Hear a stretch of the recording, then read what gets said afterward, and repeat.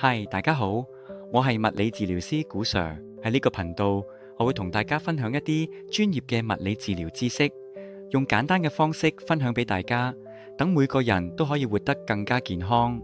如果你覺得呢段片有用，請按訂閱鐘仔、點讚同分享出去，等更多人一齊學習正確嘅健康知識。我相信大家都好清楚乜嘢係扁平足，亦都知道扁平足嘅影響可以好深遠，佢會造成好多痛症。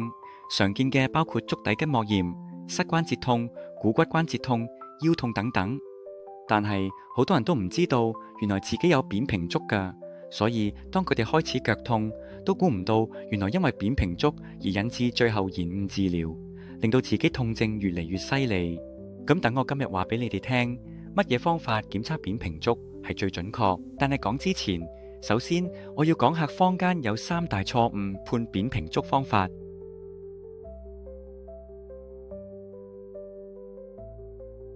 只係用腳板印去睇有冇扁平足，其實係錯誤㗎。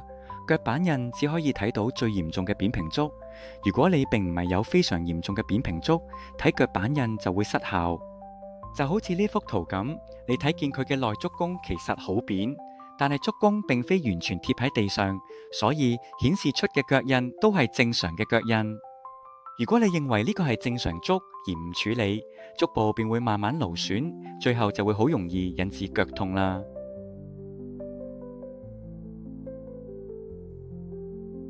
將腳抬高，睇下自己嘅足弓形狀，呢個係一個大錯特錯嘅檢測方法。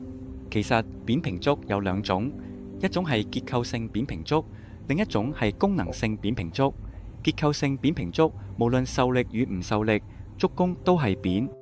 但我想話你知，其實90%嘅扁平足患者都唔係結構性扁平足，而係功能性扁平足。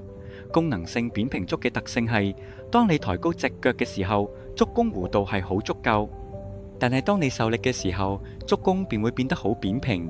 所以當你抬高自己腳，睇下自己足弓嘅形狀去斷定扁平足嘅話，你已經錯咗90%。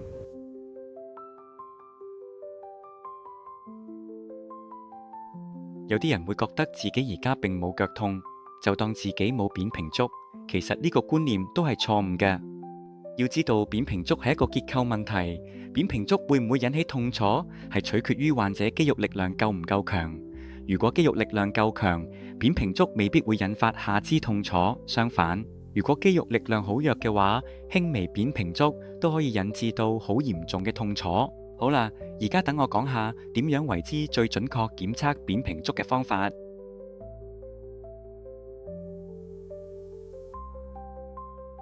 首先，你可以叫患者企喺你前面，2隻腳微微分開，然後睇下佢哋兩邊嘅腳眼，即係內側腳眼同外側腳眼。一般而言，如果係正常足部，內側腳眼應該細過外側腳眼，而後跟係垂直嘅。但係如果有扁平足嘅話，內側腳眼會大過外側腳眼，而且你會見到後腳跟係歪斜嘅。我哋會根據患者嘅歲數、腳眼嘅大細、後跟垂直程度去釐定一個人係咪有扁平足同埋佢嚴重程度。呢種方法一定比起頭先2個嘅方法準確得多。最後再提大家，由於每個人都有佢哋自己足弓嘅弧度，即係每個人足弓嘅弧度都唔同，所以你係好難只從足弓嘅弧度去判斷你嘅腳是否正常。好啦，知道點樣做一個最準確嘅檢測扁平足方法之後，你哋可以依家試下同身邊嘅人檢測一下，睇下佢哋有冇扁平足。希望今次嘅內容能夠幫到你更加認識扁平足。以後我哋有乜嘢新嘅內容，我哋會第一時間 upload 上去我哋嘅專頁，所以未訂閱嘅你記得按下個鐘仔啦。拜拜。